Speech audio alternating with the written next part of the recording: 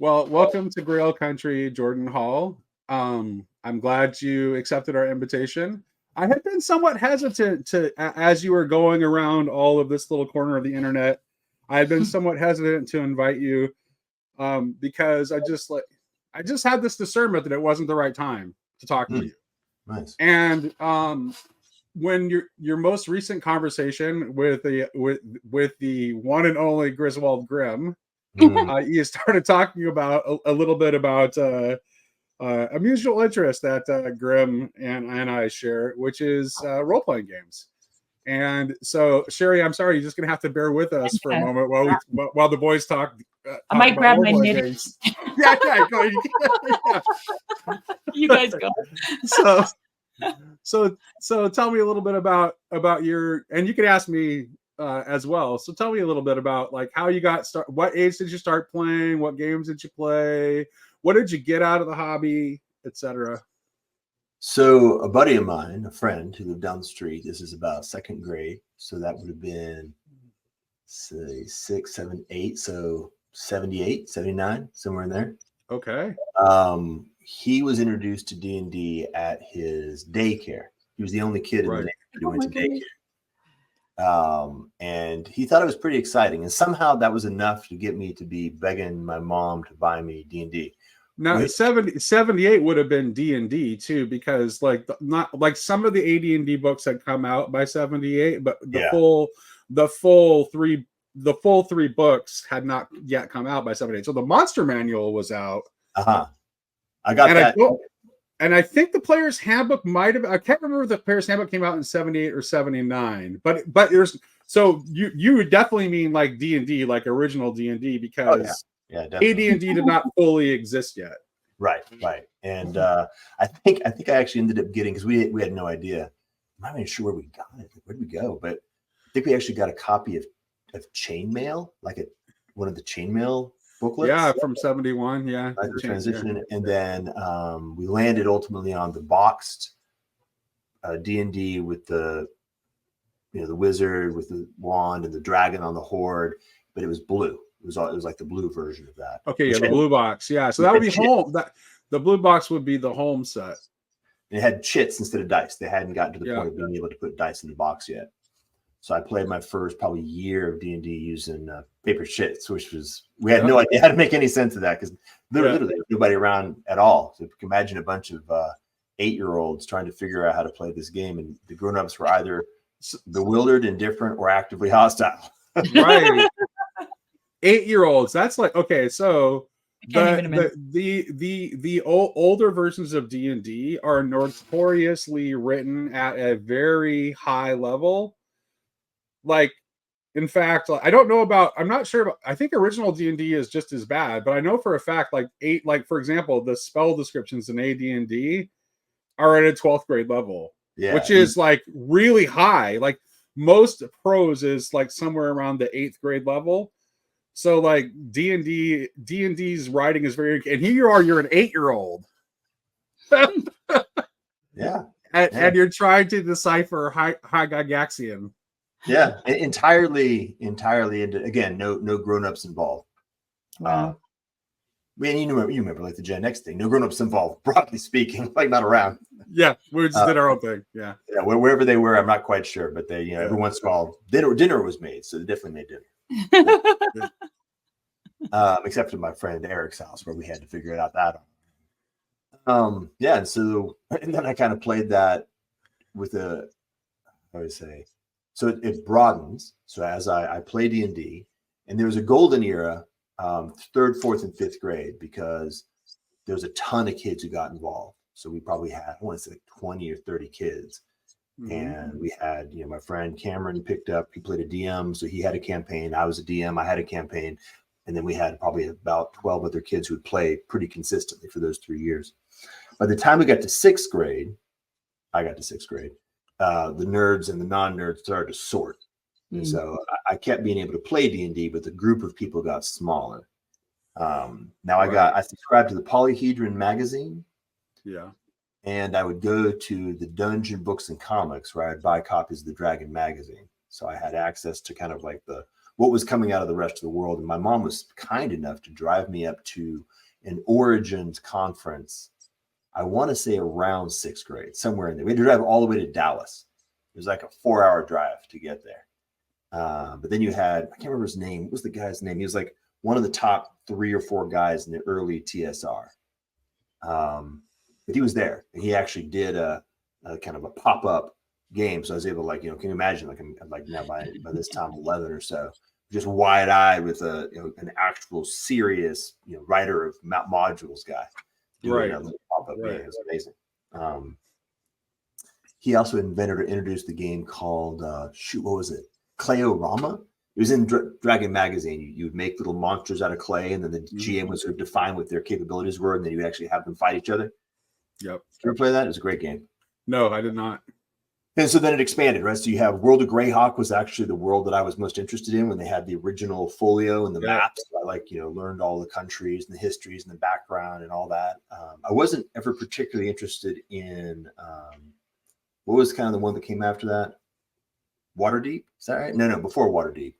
Oh, you mean the next setting, the big setting? Fantasy, Forgotten Realms. Forgotten Realms. Yeah, that was later. That was like late 80s, like mid 80s, probably. Mid 80s, yeah. So when that came along, I was doing kind of my own. I had my own campaigns. And Forgotten Realms is boring because it's just like obviously mapped Earth cultures in a very uninteresting way. It's just not. Fair enough. And then I got all the other TSR games. So I did what was the one in Gangbusters? I did a Gangbusters campaign. It was pretty awesome, actually. We did Boot Hill, which was pretty fun. Yeah, Boot Hill. Yeah. I'm trying to think, what were the other ones? Boot Hill is a Western game, Sherry. Yeah. So gunfighters and whatnot. Yeah. Cool. It's always I don't know if Dawn Patrol was TSR, but I did Dawn Patrols. We, had World War I airplane flying around. Yeah. I branched out into the superhero world. Dawn Patrol, I don't think it was I don't know if it was TSR, but it was a TSR, like somebody who worked at TSR who developed the game. I'm trying to remember the name. It's escaping me. But yeah, it's a TSR associated, even if it wasn't published by TSR. I really liked it. I thought it was really fun. And so you can imagine we had a bunch of 4th and 5th graders in the late 70s at lunch, like learning about Sopwith camels. Right. Figuring out which particular kind of biplane you wanted to get, and then branched out big time into the superhero stuff. So I tried all the different superhero games that came out at that window of time. Oh, so like Champions was the one. Champions. Point-based character development process. So you actually it was very detailed. Champions was. Did you ever play the what is it? The Marvel superheroes game, the one that had the weird color-coded charts? Okay. Yeah, that sucked. That was when you had that feeling of like, oh, you guys totally sold out. There are people who really still love that. There's like a huge culture of people that are still playing that game. I have to admit. So I played it once at what are those called? A convention. Yeah. And the guy who ran it, he did a great job. So I can't tell whether it was the game we just didn't understand. We didn't feel good about the way that they did the game. I never liked it either, but the superheroes thing never really captured my imagination. Oh man, we went to town on Champions. We had a huge campaign for like 5 years on Champions, and we played DC Heroes, which is a very different aesthetic. Yeah, DC Heroes, I remember. Yeah, I thought DC Heroes is actually one of those ones that I owned and read, but I don't think I ever ran it. Oh, I have so many of those, brother. As you start getting out of middle school, and unfortunately in 6th grade, we had lived up to 5th grade. I lived closer to town. In 6th grade, we moved all the way out in the country. It was like an hour drive on the bus to get to school. So getting together and playing was an increasingly rare thing. So I had tons of games that I basically never played. Yeah. What was the other? Oh, Gamma World. First, Gamma World, the original Gamma World. That was intense. That was super haunting because you're trying to piece together what even happened. It didn't make sense. Like the idea of what's happening. It's this weird post-apocalyptic setting. Yeah. And then of course this lands on me the idea that apocalyptic settings, apocalypse can occur, which was I guess was really a theme in the late 70s anyway. You had this. It very much was, and in fact, actually, there are some hints that the sort of like default D&D settings for like original D&D and AD&D are kind of like, there are hints that they actually are post-apocalyptic. Ah, that's neat. Like, for example, look at Expedition to the Barrier Peaks. Yeah. Right? I mean, it's like there's a spaceship. There's a spaceship. I mean, This is not, so it's not really a pure fantasy world. There's sort of this sci-fi. There are all these hints of this sci-fantasy weirdness, and that it's actually a post-apocalyptic setting. So yeah, you know, it's interesting. They never did the Grant Morrison. Well, again, it makes sense, right? Because you couldn't do a Grant Morrison thing from a boomer consciousness. At the end of the day, was ultimately coming out of a miniatures wargaming sensibility. Right? So they were ultimately in a simulation of reality mental model. You didn't have, like, you could imagine a version of D&D that had a fourth wall, like you popping through the fourth wall. I guess they probably did that at some point, and it's so obviously postmodern. But yeah, so that's that. And I continued. Oh, so here's probably the one of the highlights of my life was when my oldest daughters were in middle school. Yes. It was an experimental school called Design 39. I was able to convince the administration to let me teach a class called Advanced Topics and Role Play. There you go. So I actually did a full 1-year campaign for about 10 kids, 2 of which were my daughters. And by the way, first edition AD&D was the rule set. So I brought them all the way back to the oldest version. It was great. Yeah. So that's actually like my own kids are what got me back into playing again. Because like when my kids were really little, it's just like, I mean, when you got small kids, it's like you aren't playing role-playing games. It's like, unless you're ignoring your kids, in which case you're a terrible parent. Pay attention to your kids. Quit playing games. But once my kids got older and they got interested and wanted to play, so I started playing with my kids. So that's how I got started back in playing again after a hiatus when my kids were young. Yeah, my girls and their friends, they were, even now before we got to middle school, they were into it. We did 2 or 3 kind of adventures with a variety of different kids, and I get it. They're particularly when you've got an adult who really, really gets the idea of telling the story, the notion of you're not participating in an interactive story world. I guess it ultimately makes sense to a kid. It actually makes more sense in some sense than a video game or a book, because life is more like an interactive story world. Right. Right. And then you get that, what's his name? James Carse. Do you know him? Mm-mm. He wrote a book called Finite and Infinite Games. Oh, okay. So you get the infinite game sensibility, which is unlike a game that has a definite end and a winner. Role-playing games are, in fact, the only real experience you have of, well, what are we doing? We're having fun. That's it. That's all we're doing is having fun. If you don't have fun, then stop doing it. Yep. All right. That's cool. All right. I was bored sharing enough with the role-playing game. I do have to say, though, shame on Grim for not knowing Cyberpunk 2020. That was unconscionable. But luckily, our God is a forgiving and merciful God. Mike Pondsmith actually lives in Federal Way, which is pretty close to me. So, where are you? Are you on the West Coast? I'm on the West Coast. I'm in Olympia, which is the capital of Washington State. Yeah, I've been there. Yeah. So Sherry, I actually went to Evergreen and Thomas Aquinas College, which should tell you a lot about me. Well, okay, yeah. Well, it tells me something. I'm in Canada.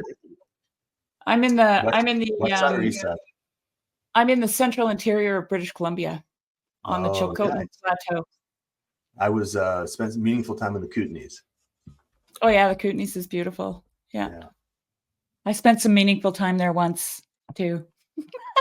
Lots of psychedelics. Sherry, I'll turn it over to you for a while since we spent 13 minutes talking about role-playing games and while you knitted. So go ahead. I'll let you have the next question. I actually haven't formulated any questions for Jordan. All right, well then I want to bounce off of the role-playing a little bit into something. Yeah. I think there's as I'm knitting and listening to you guys talking about role-playing, I'm thinking embodiment, right? And I had a brief conversation with a friend this morning about knitting and patterns, and she has a stepmom who's 92 who just gave a talk on knitting. She writes books on knitting, and she was saying how she was mourning the loss of the ability for people to take things apart and put them back together. So like in the old days, you know, I mean, like a long, long time ago, she was talking about Indigenous people when they first came across knitted items, they would take them apart to find out how they were put together.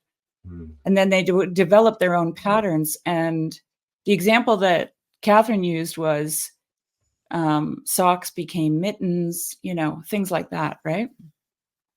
And she sent me the video of the talk she gave. I haven't watched it yet, but I'm excited to. And it's funny that she mentioned it to me because I've been knitting. So I'm knitting these sweaters right now, these little guys, and I've been knitting like the same pattern over and over. Like I've got 3 of them under my belt now, and I'm doing it because I want it to just become a part of my body, so that I can create something.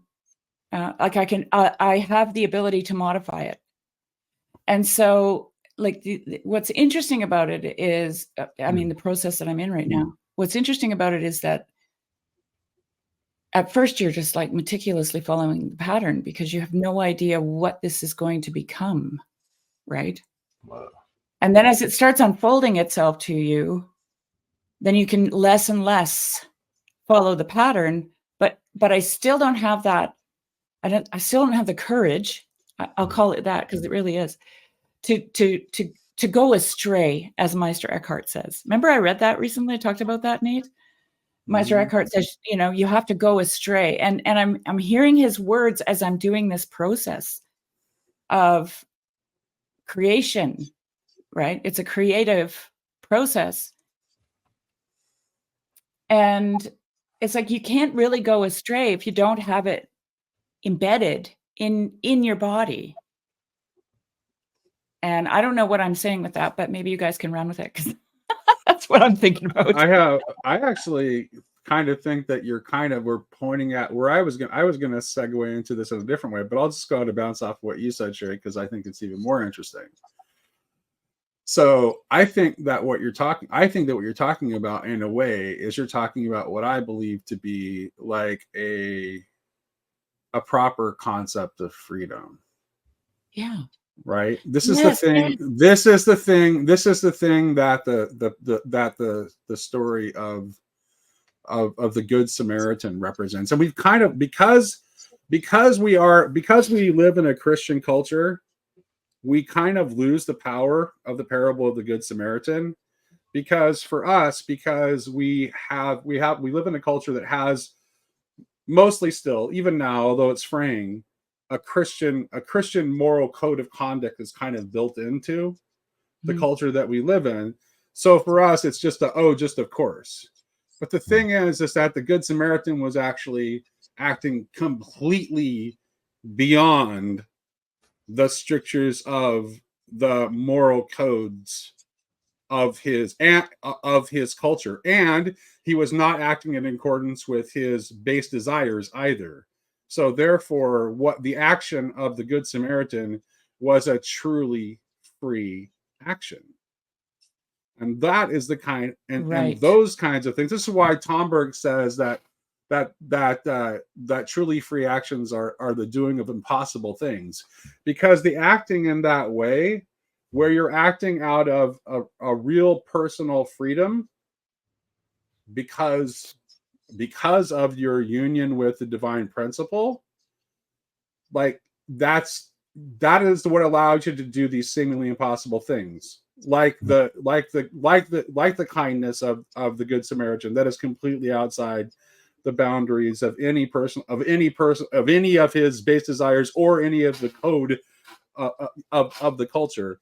And like, I mean, this is when Jesus says, "Love your enemies." That's like that's an impossible thing to do. But this is what Tomberg says is like the only freedom that exists is the freedom to do impossible things because all other things are done automatically. That's beautiful. Yeah.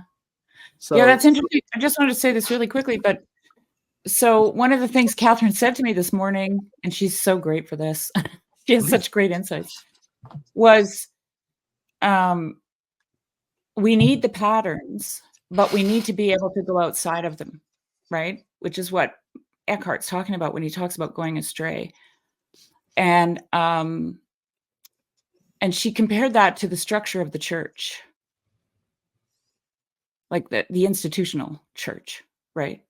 It acts like a pattern, but somehow in order to, I can't remember how she put it, but to actually generate life or new life, you have to be able to co-create with God, right? And that means to go outside of it. Otherwise, you're just following the pattern meticulously, and you're never, like in knitting, if I just follow a pattern all the time, I never have that the being of the sweater, let's say, it's not in my consciousness. right, because the constraints are necessary up to a certain point, but there comes a point where you have to move beyond the constraints in order to either love or create. Right. Which is why Steiner ties freedom to creativity and love. Right. And so, yeah, that's. What do you think, Jordan? Listening to all that. Well, what I was noticing is let's say tie the notion of pattern, and here I'm very specifically thinking of the sweater pattern. Yeah. And then also the notion of pattern in general, mm-hmm. to the term uisa or essence. Mm-hmm. And then the sweater that you produce to hypostasis, which is an instantiation of the actual pattern. Right. The process of binding them together is something like the hypostatic union, which is that process between the two. And then your process of actually having your mind and spirit be able to be so deeply in relationship to the hypostatic union that you embody it. Yeah. Faith. And I'm calling that faith. Oh, that's nice. When you've achieved a level of embodiment of the hypostatic union between a given uisa and a given hypostasis, you have faith. Yeah, and then what comes to my mind is faith is the substance of things hoped for, which would be the sweater.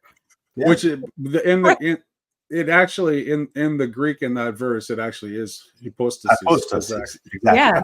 Yeah, like the evidence of things unseen. That's what this is. Like that.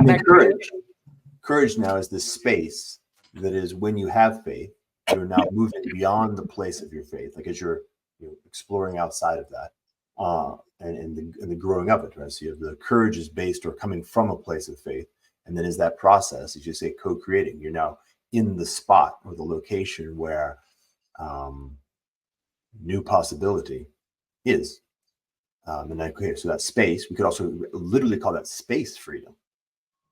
And creation, right? And love, right? So it's funny now, all three of those, you can see how they're all probably different ways of looking at what is ultimately the same thing, which is the space of possibility.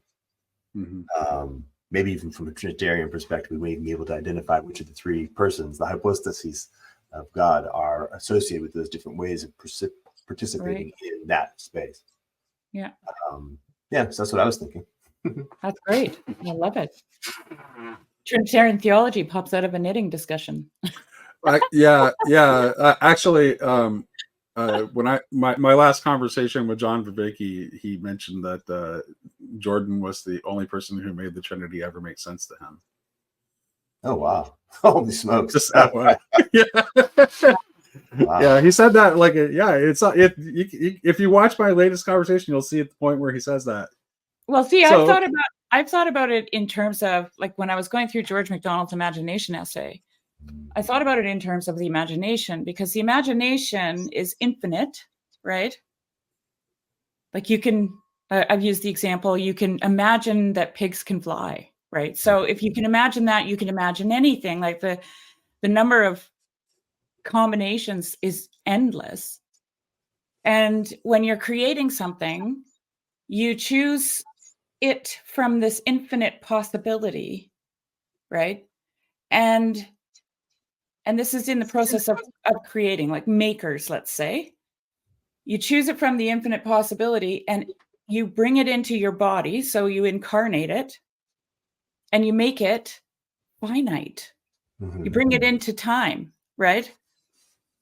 And so like I kind of see a Trinitarian analogy there as well, you know, just within the human potential for creativity as co-creators. But we're recombining, like our imagination is full of recombination. It's not ex nihilo, right? Like God's. Right. For that, we need the Holy Spirit. Yeah. We've been gifted the relationship with the Holy Spirit, and so in situations where we allow ourselves to become an instrumentality of the Spirit, then ex nihilo is being created, not by us, but we're participating in it. Yeah. Yeah. Yeah.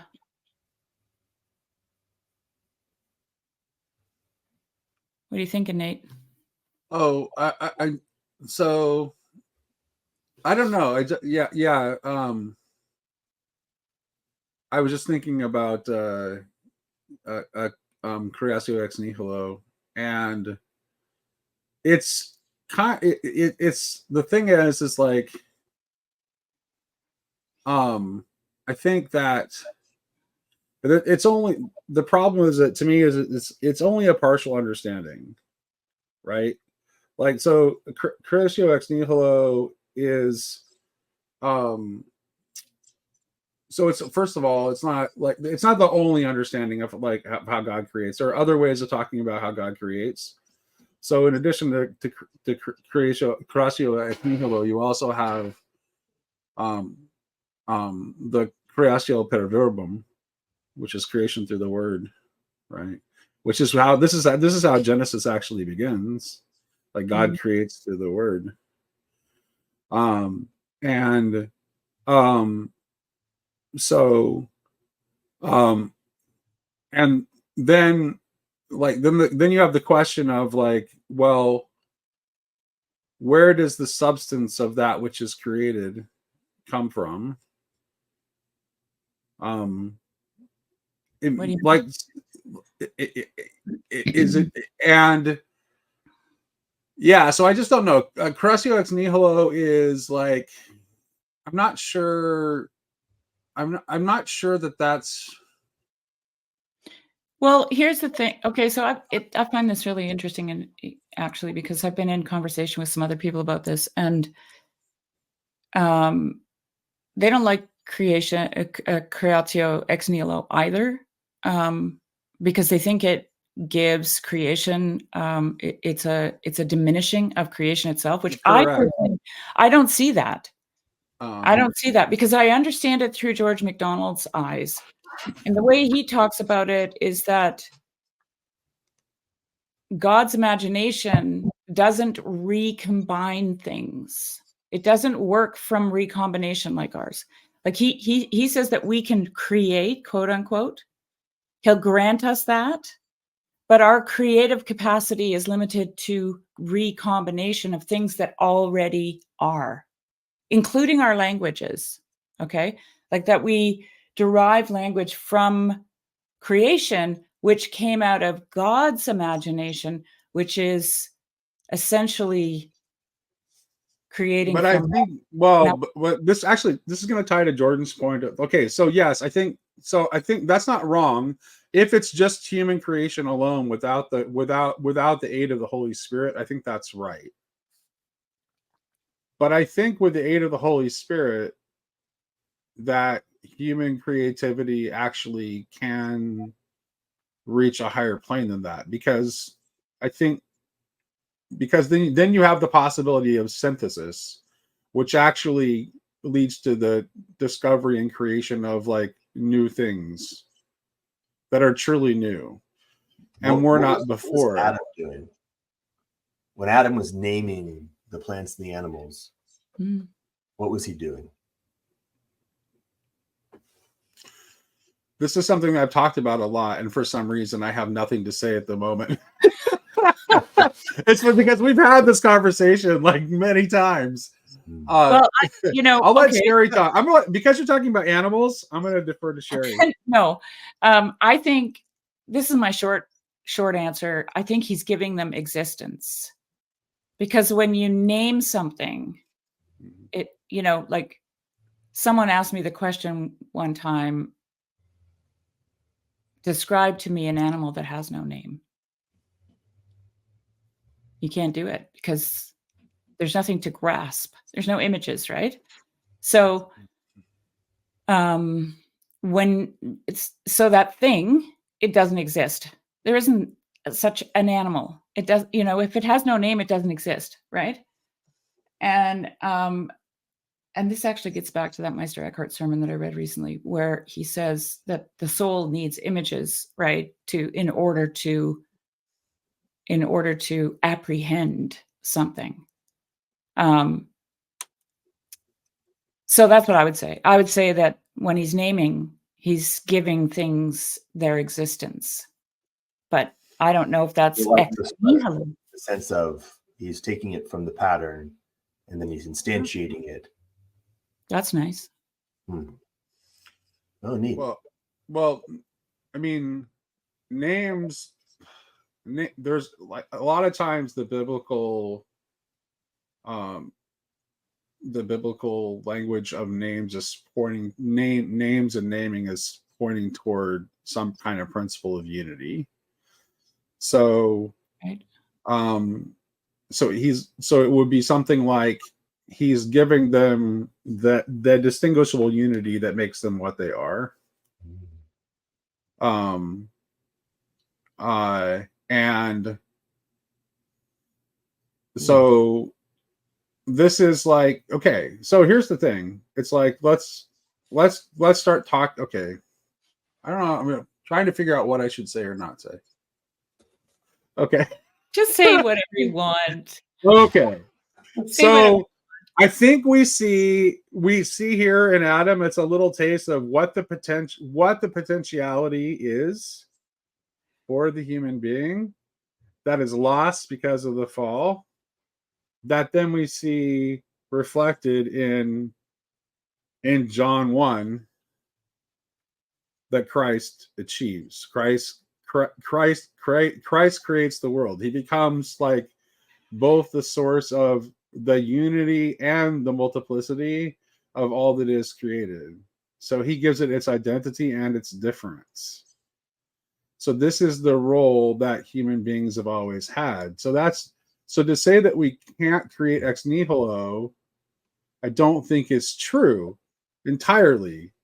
Because I think that if we are, and it depends on what you mean by, I would say per verbum is more I actually think that creatio per verbum is the better way of thinking about it. And the fact that Adam is exercising a power of naming kind of actually is a gesture toward that, right? Because it's actually like it's a name. He names it, he speaks it into being, just as God speaks the entirety of the world into being in the beginning of Genesis. So we're being in. So it's like, to me, it's like the structure of reality and the structure of truth is essentially dialogical. God speaks the world into being at the beginning of the creation with his "let there be," and then to me, like the creation doesn't really begin, isn't really completed until Mary's response. Find our spot in. So we were kind of talking about like the Nihilo versus verbum. Yeah, and right, and Adam's naming of the animals, and then I was starting to talk about Christology and what the full humanity and full divinity of Christ means, and And that's kind of like where we were. So I should shut up for a little bit and let other people talk. Yeah. So we're recording now. You know that, eh? Yeah. Okay. Okay. Yep. Just to be sure. I got the feeling, Sherry, that you were actually just about to say something when you maybe you wanted to say that we weren't recording anymore. No, actually, this is what's going through my mind the whole time. I don't actually see a distinction between nihilo and per verbum. I think that's right. And because it's like, well, first of all, it's like, well, it depends on one of the on what we mean by nothing, right? Because there's more than ones. Let me just say why. Because for God, thought and act are one. Right? So, like, where does the verbum come from? Where do we verbum from? We think and then we speak. Right? And so, and I'm always going to refer back to George MacDonald on this because I think he's the most, I don't know, clear to me anyways, the way he thinks about it, because he thinks about it in terms of imagination, and he makes the comparison to our imaginations being basically able to recombine things, but God's imagination creates them out of nothing. Okay? Like he can literally bring the thing into being that never was. Like this is kind of Heideggerian, right? Like it's like the ground of being brings something, and it's really hard for us to imagine because we don't imagine out of nothing. We imagine from the things that are around us. And so like when this person that I've been having this conversation with was talking about ex nihilo in the sense from a negative perspective, saying that, well, that makes creation nothing. I'm like, no, that makes creation. But let's go back to what imagination. Right. But here's the thing, Sherry. I don't think, but what I'm trying to point toward is that Christ promises that his followers will do even greater things than he did. Mm-hmm, yeah. And that the very same parable of the Good Samaritan that I pointed to her is an example of someone who is doing something that in his time and place is beyond imagination. Right. It's going astray. What was that? It is going astray, and not in the positive sense that you're talking about, that where it's like you're acting out of a real personal freedom. Mm-hmm. That is, but that it's the product of that is love and creativity, not sin. Right. So I just want to make that clarification in case people want to take when you say going astray, you're just being. I'm saying it provocatively, anyways, because yeah. I just want to turn people. No, that's an imperative provocation. Because just doing things because you're following a code is not enough, and you are just as enslaved as the person who is following after their passions. You are just as unfree. Right. Take it so take it one level. This is the way that I would think about it. Go for it. Take it the level deeper than faith is hope, and hope is vaguer. It's coming from a deeper place. That's important. Like it's actually all faith is ultimately constructed out and around on the basis of hope. And so this notion of going astray is when we move from the place of faith into the space of hope, and then ultimately into the space of love. Yes. Yeah. And so but that's important, right? It isn't wayward in a correct, in an untethered sense. It's actually a very, you can see this with children. It's very easy, actually. Just think about the way that a child learns. It's when a child has achieved a stability, like they've learned how to crawl, that they begin the process of moving into the new possibility, which is, say, in this case, to stand. And there's that process of moving into the new possibility. They have to become solid and deeply embodied, like grounded in the current capacity to crawl. so that all the elements that are necessary, you can actually be quite concrete to be able to move into this new possibility of to stand happens. And they become wayward in the sense that they're now exploring, in fact, quite as a parent, they're exploring a whole new set of things of which they have no particular embodied capacity, in which introduce entirely new hazards into their life, like they can pull down the lamp as they're trying to stand.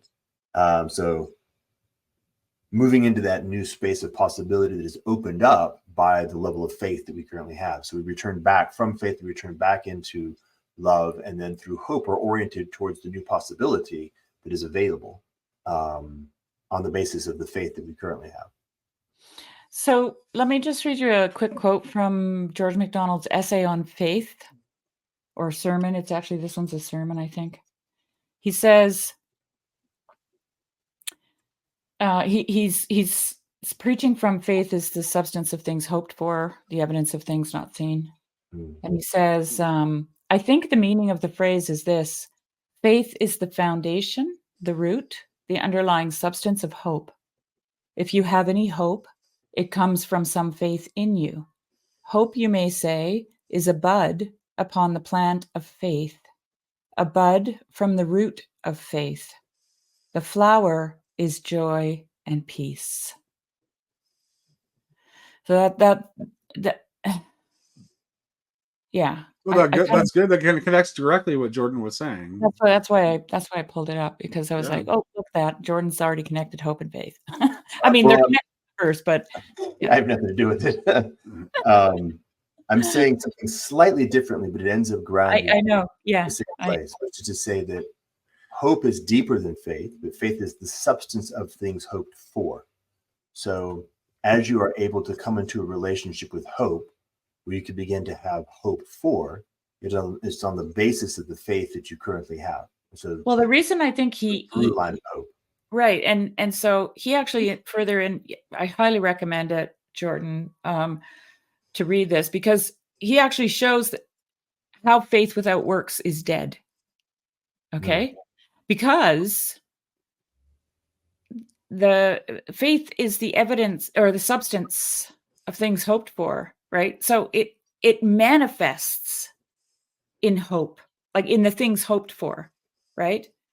And he makes an argument for the work, the things that you do, the co-creativity, if you want to call it that, of the person in the world is the evidence of the things not seen.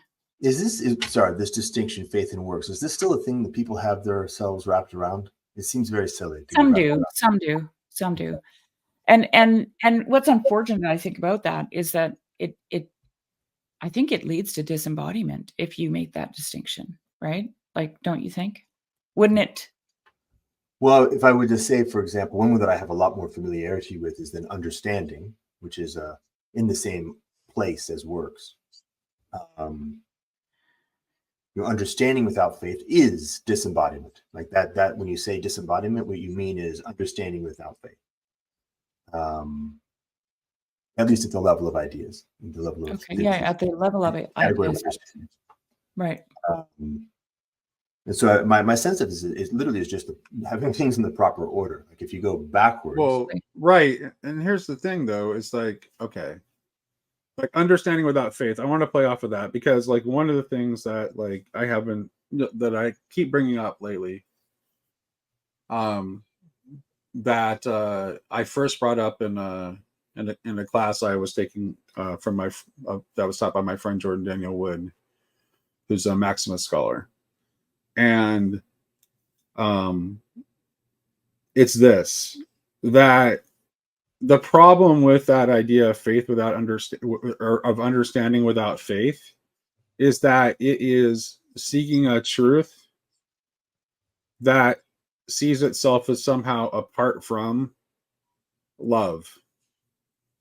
Mm-hmm. And that's why it's a problem. So faith points us faith is the thing that points us toward the higher, the highest truth and the highest unity, which for us as Christians is a person. Like Christ is the truth. I am the truth, he says. It's like, so he's like, whatever truth he's talking about, he's not talking about a truth that is an object of understanding, or that is the result of a conclusion reached from solid propositions. It's not that's not that kind of truth. And so when you understand, and it's understanding that truth that can actually be embodied, incarnated in a person, which is also God in this case, then you can see the way that that love is higher than truth. But truth still, but it's not, and I'm not discarding truth as a concept at all. I'm just saying that, let me put it this way. This is I expected this way recently. And I think this is right. You can correct me if you think that I'm wrong. But if you want to try to understand what truth is in the most fundamental sense, and unless you want to go into, I really shy away from, it's one of the things I really don't like about Jordan Peterson is the way that his understanding of truth is completely pragmatically framed, which is very American. But well, yeah, that's fair enough. Yes, he's Canadian. American in the broad sense, right? North American. Although actually, like the United States has more of a history of that philosophical pragmatism. But I think like a simpler way of thinking about what we're talking about when we're talking about truth is actually the principle of unity. This is why Platonism is oriented the concept of the one. So it's actually like unity is the thing that we see as true, but there could be, and this unity is fractal, right? So it's like, yeah, you have like the ultimate unity is the oneness of all, in Platonism, but also it's like the truth of anything is its unity. Oh man, I apologize. I think we're out of time. Oh, okay. Okay. Good point you just got to. So here I want to throw out. I want to try the word intimacy in replacement of unity, and just see if it does anything. I'll think on that. I'll think on that. Particularly from the point of view of the relationship between the Trinity and that's what I was working my way up toward. Yeah. I'm working my way up toward like how like the love ultimate. This is why you can't divorce truth from love, is because love is a higher unity. Because it is the unity that also includes diversity and multiplicity. No question. So that's where I was going, and we'll just have to continue this conversation some other time. Yeah. If by the way, it feels like that's what was the phrase? You said it earlier in terms of when you watched my conversation with Grizz. You're like, makes sense. Yeah, if it makes sense, let me know. All right, you bet. You bet. All right. Super nice to meet you, Sherry. Yeah, you too. Yeah. All right. Hopefully we can talk again. All right.